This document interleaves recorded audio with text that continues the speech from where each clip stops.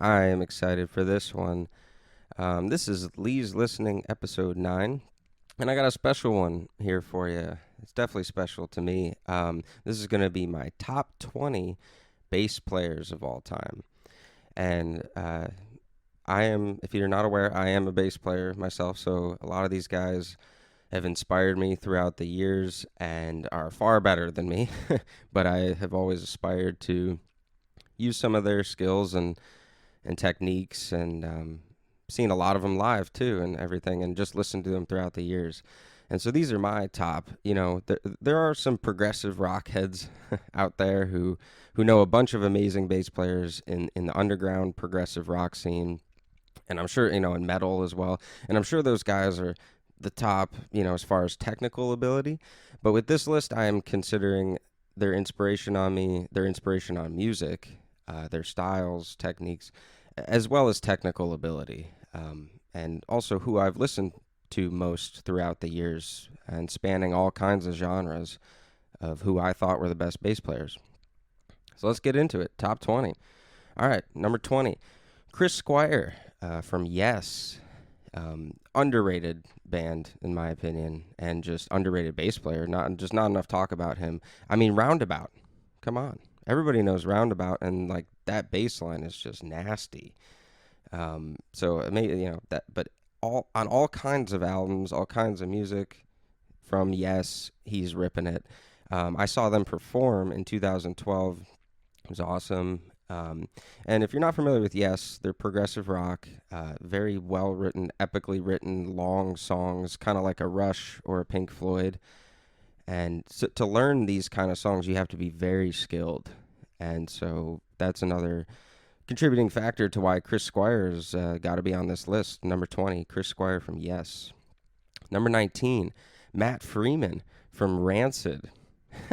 And so this is my only punk bass player on here, though I considered Green Day's bass player because he is really good as well. But Matt Freeman got it because, man, he just rips. I've been listening to Rancid my whole life. Maxwell Murder, I've been listening to my whole life, and it's such an in-your-face bass solo. I mean, like the song's like a minute and a half, and half of it's just like a bass solo. And I heard it as a kid and went, "Oh my God, that's crazy." He drives the music so much too. If you really, dial back the rest of it and listen to what he's playing, it's really something. And punk bass is really fast paced, so you got to be working your fingers or the pick the whole time.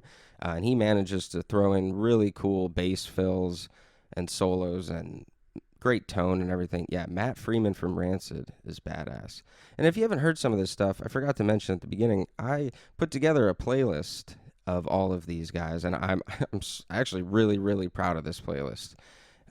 It is a few songs. Some have more than others because it was really hard to just pick a few for some of these guys. I wanted to show people so much from them. So there's a lot on there, and I'm really proud of it, though. It's a fun listen. I think the playlist slaps bass, to be honest. Sorry. Okay, anyways, that will be in the description, so you can check out all these guys if you never heard them. And I've put the most impressive, probably in-your-face bass songs that I can think of from them, or some of my favorites, too. All right, so number 18. Kind of an interesting one that probably nobody knows who this is, maybe, but Donald Duck Dunn. He's a session bass player, and he has played with everyone in the 60s and 70s R&B genre. I mean, if you look up his discography, it is insane. He's played with everybody. He's with Booker T, Otis Redding, Albert King, Muddy Waters. He's even on a Tom Petty song. I mean, he's what you truly consider a session bass player. You bring him in, he's going to nail it.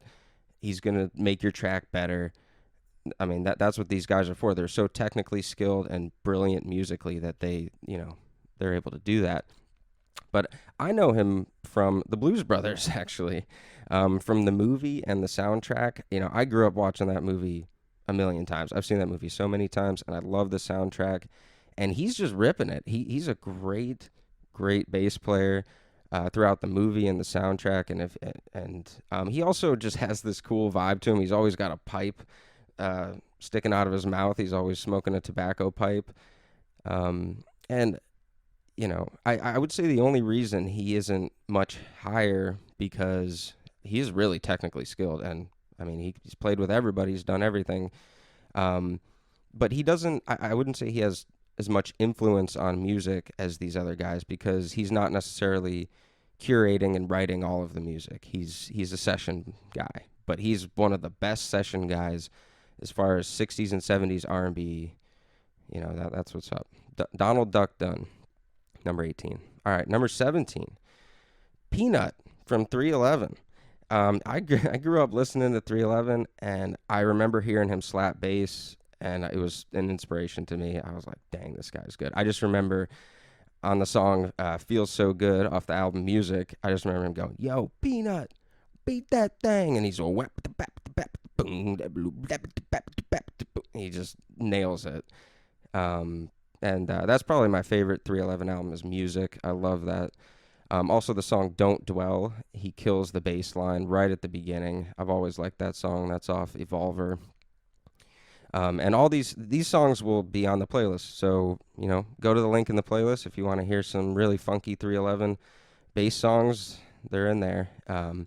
So, yeah, he also gets heavy with the bass riffs, too. Because if you listen to 311, they kind of go back and forth between this, like, groovy funkiness to reggae to, like, hard rock. And so he's playing hard rock riffs, too. And I'm sure he wrote a lot of them, too. You got to give a lot of these riffs to credit to bass players, because I think they came up with them, and and then the guitar comes in, it's a little louder and more treble sounding, so you notice it more. But these, bass players, they deserve their credit for riff writing, I would say, as well. Yeah, very versatile because they play so many different genres within their music. I love 311. I know they get like kind of a corny rep or whatever sometimes, but man, they're great. Come on. I saw them live. Great stage presence too. Peanut was killing it. Yeah. Number 17, Peanut from 311. All right, number 16, Steve Harris from Iron Maiden. And yeah, man, the gallop. He's just got that boom, boom, boom, boom. And I call it the gallop. It's so good. He also writes a lot of Iron Maiden's music and a lot of the riffs that they play and the lyrics and everything. Like, he's very, very much involved in the band and one of the core members from the beginning. They've changed some personnel over the years, but he's always been there, and he's kind of the main guy behind the scenes, and so I think that's really cool for a bass player, to really be the front guy a lot of the time too on the stage. His stage presence is crazy, and the speed that he plays in, I mean, it's exhausting looking. Like, when I watch videos of them playing, I'm like, these guys, I can't believe they have this energy. He's running all over the stage. He's pointing the bass at the crowd like a rifle and stuff. I mean, just amazing. Amazing. They're also amazing. They're aging very rapidly. No, I'm just kidding. But they are awesome. Iron Maiden kills it. Steve Harris is just the man. The speed and tenacity of his playing is really impressive. So, yeah, number 16, Steve Harris, Iron Maiden. Number 15, Charles Mingus. So when you think of traditional jazz bass players, I wanted to include one for sure. And the one I think you have to talk about is Charles Mingus. I think he was so inspirational to other bass players on this list coming up too. I mean, very clearly they noted him as their inspiration.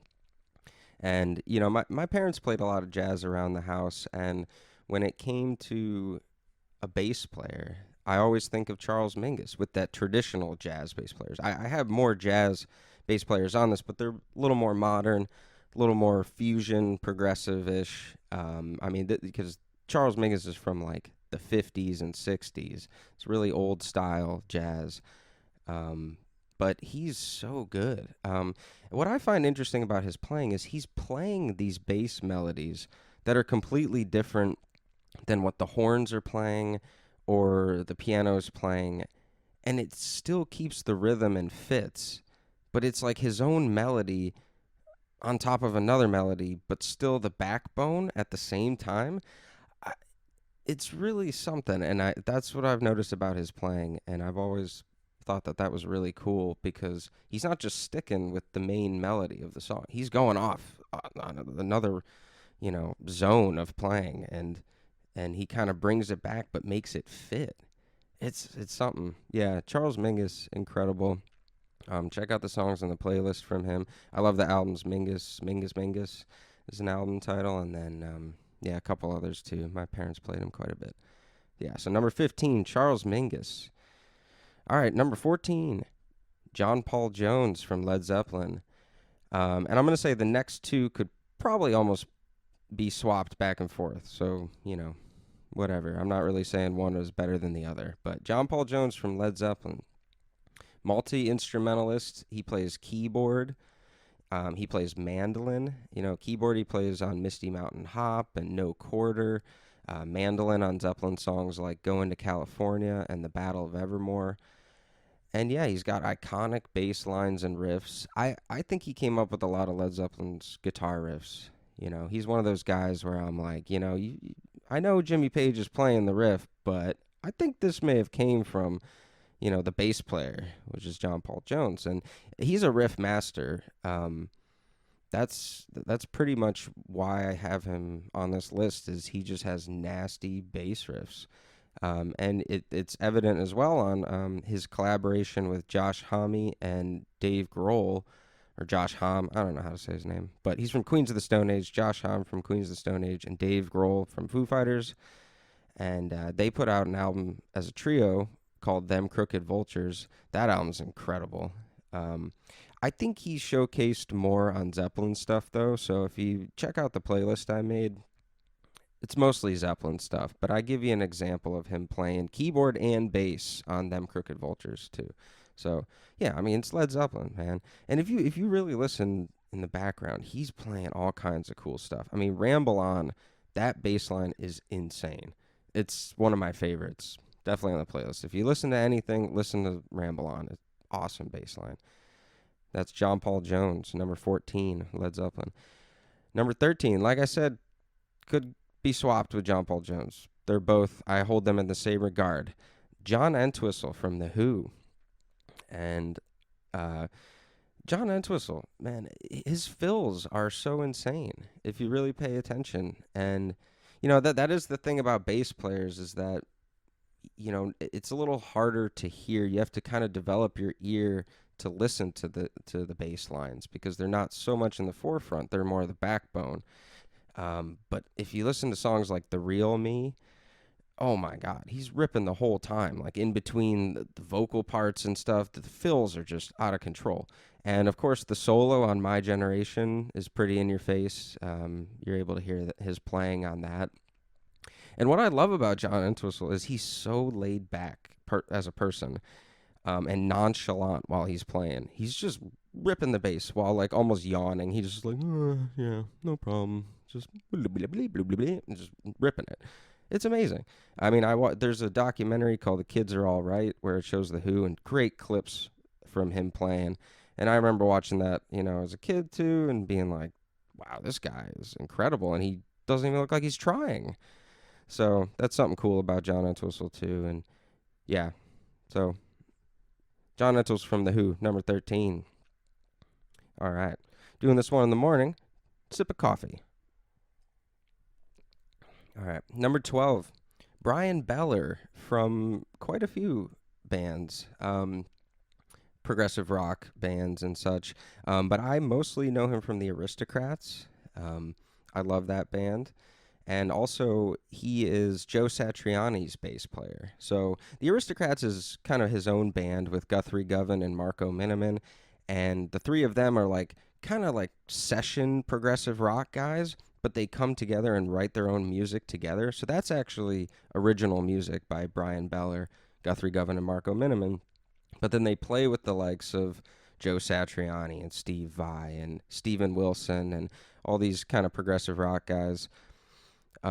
So I've actually seen him perform live more than any other bass player on this list, because I've seen Joe Satriani twice, and he's the bass player for Satriani. And then I've seen the Aristocrats 5 times. So, and he might have even been with Steven Wilson when I've seen him. But yeah, I've seen him live 7 times, and I've actually met him a couple times too. Really nice guy, and great band. He's played with everyone, and the stuff that they write with the Aristocrats is really complex compositions, and it kind of fusions all kinds of genres. It goes from like rock to jazz to freaking country, even, or like blues ish stuff.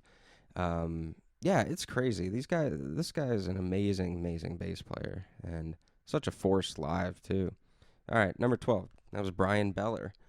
Mostly with the Aristocrats. That's what I included in the playlist, is Aristocrats music. All right, number 11, Larry Graham. Larry Graham is from Sly and the Family Stone. And, I mean, who can deny the infectious grooves of Sly and the Family Stone? The bass lines are so good, too. If you want me to stay, and thank you for letting me be myself, those ones on the playlist, without a doubt. Those are amazing bass lines. I get to play If You Want Me to Stay live with my band, and I always have a great time playing that bass riff. It's so good.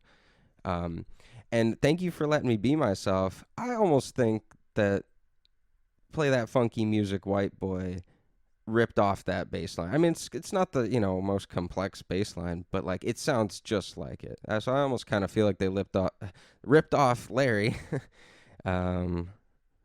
With that one. And I think he was one of the first slap bass players, too. I'm pretty sure the timing of that, he would be in one of the first. And he's nasty with slap bass, especially on his solo project, Graham Central Station. He is really letting loose on the slapping. And, that one focuses more on him. So I included a couple of those songs in the playlist because it's really great slap bass. It's incredible. Yeah, so that's Larry Graham with Sly and the Family Stone at number 11. Number 10, Thundercat. I think Thundercat is probably the best bass player to arise in the past decade. Very unique style, uses interesting filters and pedals to get interesting and funky sounds. His music is very experimental with weird timings. He's a good singer as well. He sings in a high register. Very technically skilled, and he's been able to do something that I think is really special and cool. He's been able to merge into the hip-hop realm, being featured on artists such as Kendrick Lamar, Mac Miller, Bruno Mars, and Anderson .Paak with Silk Sonic, Big Sean. I mean, he's in the hip-hop realm a lot. And so in the playlist, I've included a couple Mac Miller ones and a Kendrick Lamar one, so you can hear him on some hip-hop stuff. And he's also just very respected in the jazz scene as well. He plays with artists like Kamasi Washington and Robert Glasper, as well as electronic artists like Flying Lotus and Kay Trinata. So yeah, he's just a very versatile bassist, and he's kind of in a different realm of music with bass and I really appreciate that. He's able to be in the hip hop realm as well as experimental and jazz realm. It's really cool. So that's Thundercat, number 10. Number 9. And these ones could almost be reversed, but, it doesn't matter. They're all great. That's why they're on this list. Number 9, Victor Wooten. Victor Wooten is crazy, and he plays with Bela Fleck and the Flecktones. That's probably my favorite stuff, which is like jazz bluegrass, pretty much. And it's weird because he's ripping the bass, but then there's plucking banjo at the same time. So it's very unique stuff. I also like his collaboration with Stanley Clarke and I think Marcus. Oh man, I'm forgetting his name, but Marcus Miller, I think, or something. But they formed SMV, and it's like 3 just wicked bass players put out an album. It's kind of hard to find actually, but shout out to Sean for showing me that one. And also his solo stuff is really good. And he can do crazy tapping techniques and all kinds of stuff. Watching videos of him play is insane. And I'll say I probably listened to him the least of anybody on this list. But but just the videos I've seen of him were so cool and just jaw-droppingly technically skilled that he deserves a high ranking. And also, yeah, the Bela Fleck and Flecktones stuff is very, very cool. So, number 9, Victor Wooten. Morning coffee sip. Oh, yeah. All right, number 8, Flea. Come on. You gotta have Flea. Flea really is an iconic bass player, and maybe the most iconic bass player. I mean, possibly. He's reached the most people, maybe, I would say. And when I was going through his catalog, I'm like, damn, there are a lot of good songs with bass lines. Like, I think I added like 8 songs because I was just like, what am I supposed to do? You know, I have to put these in. You know, By the Way is amazing bass line. The Brothers Cup, you know, their older stuff, their original stuff, Flea is really letting loose. You know, they kind of mellowed out over the years. So if you go back to their original stuff, like Freaky Styley and their first album and Mother's Milk, he's really letting loose. I mean, listen to Johnny Kick a Hole in the Sky. Please go listen to that song if you're not familiar with that song. Incredible. And yeah, like I said, he's just so iconic. I heard somebody say, and I despise this comment partially, but it shows truly that Flea gave bassists more attention. This person said there really aren't any bands with good bass players besides Red Hot Chili Peppers with Flea. There aren't any bands with good bass players besides Red Hot Chili Peppers with Flea. So that's obviously an uninformed statement, but it proves that Flea reached a wider audience. And so, you know, that I love that. Like, he gave bass more attention. And so I appreciate that about him as well as his just amazing bass playing. Oh, and stage presence and everything. Flea is the man. No, I mean, come on. Number 8, Flea. Number 7, speaking of stage presence, Bootsy Collins from Parliament Funkadelic. Come on, man. The most iconic funk music. It's used in hip-hop samples to this day and forever. It is the most recognizable bass lines. If you don't even know that you do know, probably. But, I mean, he made being a bass player flashy and cool. So in the same way that Flea kind of gave attention, Bootsy Collins did that because he would come out in big sparkly glasses and outfits, and he played a bass that was a star, and it was just like a sparkly star. Just looked absolutely insane and amazing, flashy, and I mean, come on. It's Bootsy Collins. It's Bootsy Collins, baby. Come on. No, I mean, do I even have to say anything else? Go listen to Parliament Funkadelic. Get down. Feel good. Bootsy Collins, number 7. All right, number 6. Geddy Lee from Rush. Legendary progressive rock bass player. If you're not familiar with Rush, I don't know what to tell you. Go listen to them. No, I was kidding. But it's progressive rock. They're not for everybody. They're really not. My mom isn't the biggest fan, and I don't think my wife is either. They always talk about Rush has the longest lines for the men's room at their concerts, and I get that. You know, some people don't like Geddy Lee's voice, that's what I'm talking about with this bass list, is he's the singer as well, so that's an impressive thing. He also plays keys, so I mean, Rush is only a trio, so he's doing a lot. But a lot of people don't like his voice, but man, there is no denying his bass playing. It is so good. He writes and performs super complex songs and great bass solos. He just casually plays really intricate stuff while being the front man at the same time. And his solos are nasty. Watching videos of him are crazy. He's got a great tone, great bass fills. I mean, listen to the songs Leave That Thing Alone and Where's My Thing. Both are just like Geddy Lee just getting down on bass. And then YYZ, of course. The solo on Free Will, and I love Cygnus X1, the intro. So those are the songs I included on the playlist. I think those are really cool, and a lot of it's instrumental. So if you're not into his voice, these are really cool though, just to truly just hear his bass playing. Yeah, Geddy Lee, man, from Rush. Come on, number 6. All right, number 5, Bakithi Kumalo, and so this is a personal one. this is not going to make a lot of other top bass lists. But when I started getting into bass and wanting to play, my mom said you really need to listen to Graceland by Paul Simon.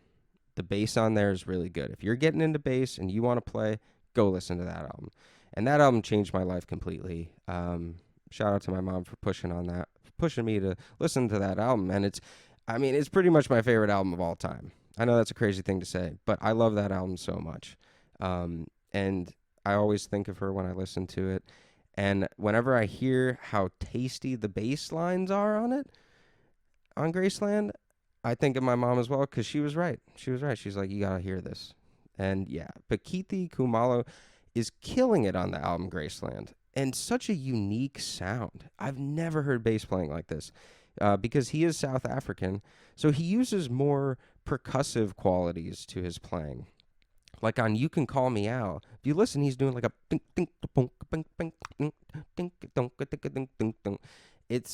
it's so much more percussive than any bass playing I've heard. It's like got this weird tapping to it. Obviously the quick bass solo on You Can Call Me Al is iconic. His bass, but throughout this whole album, his bass lines are amazing. And I know I'm kind of going off of like one album. He has some solo stuff that was okay. I didn't quite, enjoy it as much, but I'm mostly going off of his playing on Graceland, and I've also seen him play twice, and it was so cool, with Paul Simon twice. And he plays with a great big smile on his face the whole time, and he's just ripping the bass the whole time. Such unique technical skill with it. Yeah, I had to give it because he's so inspirational to me. Yeah, Bakithi Kumalo at number 5. Number 4, Esperanza Spalding. Amazing jazz bass player and vocalist. Amazing vocalist. I talked about her in my top albums of 2024 episode, so I'm going to keep this one pretty brief. Yeah, go listen to this stuff. It's amazing. It's good morning music, dinner music, whatever. Great jazz music. Her voice is gorgeous. And she gets a little more progressive rock on one of her albums too, so I included a little bit of that, and then I also included one of her Brazilian songs on the playlist that I made. That will be in the description. I've also seen her live and got to meet her briefly. I forgot to say this in the 2024 top albums list. I got to meet her very briefly. She was outside and she was like running to go check out a local band that was playing nearby. And we just saw her and we're just like, hey, Esperanza. And she's like, hey, guys, I would love to chat with you, but I got to go check out this band. And we're like, respect, no problem. And I was with my buddy Ty. And so we both got to meet her, which was a dream come true because Ty loved her very much. And I love Ty very much. Shout out to him. And this was one of his favorite artists, too. Yeah, and I've got her albums on vinyl. I talked about her a bunch, but I'm glad I got to tell the story of meeting her because I forgot to tell that, actually. So that was number 4, Esperanza Spalding. Number 3, probably the reason I started playing bass finally. He really pushed me over the edge to start playing. Les Claypool, from Primus, from Les Claypool's solo stuff to Oysterhead to Buckethead albums. Les Claypool, the Claypool Lennon Delirium, playing with Sean Lennon from, that's John Lennon's son. Les Claypool's got a shit ton of projects out there. Dude's incredible. And so when I heard the song Tommy the Cat from Primus, I went, holy shit, you can do that on bass? Like, such a noticeable, unique style of playing where he's almost strumming it and plucking it and slapping it like at the same time. He's out of this world. And yeah, when I heard Tommy the Cat, I go, okay, I gotta learn this shit. I gotta learn how to play bass. I need to do it now. I just love his style, and it kind of worked perfectly for me because I was into like some heavier music at that time, and then also, my regular funky stuff. And so he was able to blend like kind of hard rock and metal music with funky stuff. Like, this is like funky metal rock. It's really weird.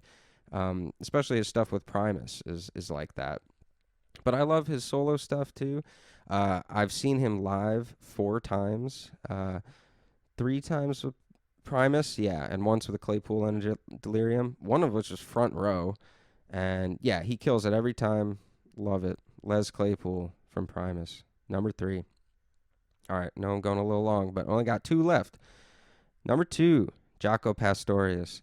Considered by many jazz fans as the greatest bass player of all time, and I guess I almost consider him the best of all time. My dad showed me him pretty young and told me this is the best bass player that's ever lived, pretty much.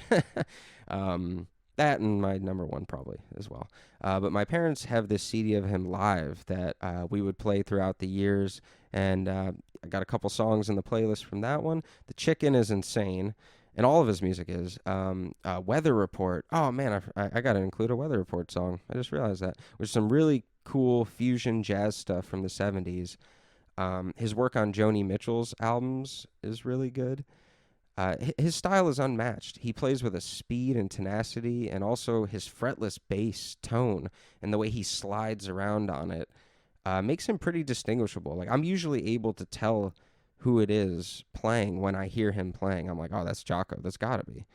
And he's played on all kinds of stuff with all kinds of artists. And unfortunately, he might have been number 1, honestly, for me if he had a longer career, because my number 1 has a longer career. But Jaco had a tragic death, if you're not familiar. He got into an altercation with a club bouncer and was killed in the incident, head trauma. Because the bouncer hit him in the head. So he was becoming a troubled guy throughout these years. He was looking for trouble, it seemed, and the same night he tried to get on the stage at a Santana concert, and security had an issue with him there too. And so there's a great documentary about him called Jaco that talks about all his personal struggles as well as his career as a musician, which is incredible. Yeah. Check out that documentary. That was really good. I really like that one. Number 2, Jaco Pastorius. All right. My number 1, Stanley Clarke. Stanley Clarke got it. Yeah, dude. He's the first bass player that was introduced to me. And my dad pretty much introduced him the same way, where he was like, this guy's the best. Yeah, he is arguably the best.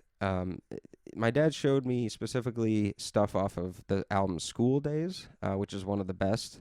And I actually bought his self-titled album on CD as a kid at like a Salvation Army or something. And so it was like one of my first CDs, and it was really cool and an inspiring album. So I've been listening to him for a long time, actually, and always thought he was amazing. He's had such a long career and altered his sound quite a bit. I always like his jazz fusion stuff from the 70s, personally, like the 2 albums I mentioned, School Days and his self-titled album, Stanley Clarke. Also, there's another one with Silly Putty on it. Silly Putty's on the playlist. That song's incredible. But in the 80s, he went kind of R&B, corny stuff for a while in his discography. Always an amazing bass player, but he would have like featured vocalists, and it just wasn't my style. But yeah, that 70s jazz fusion stuff is amazing. I actually just got to see him perform live, and he was amazing.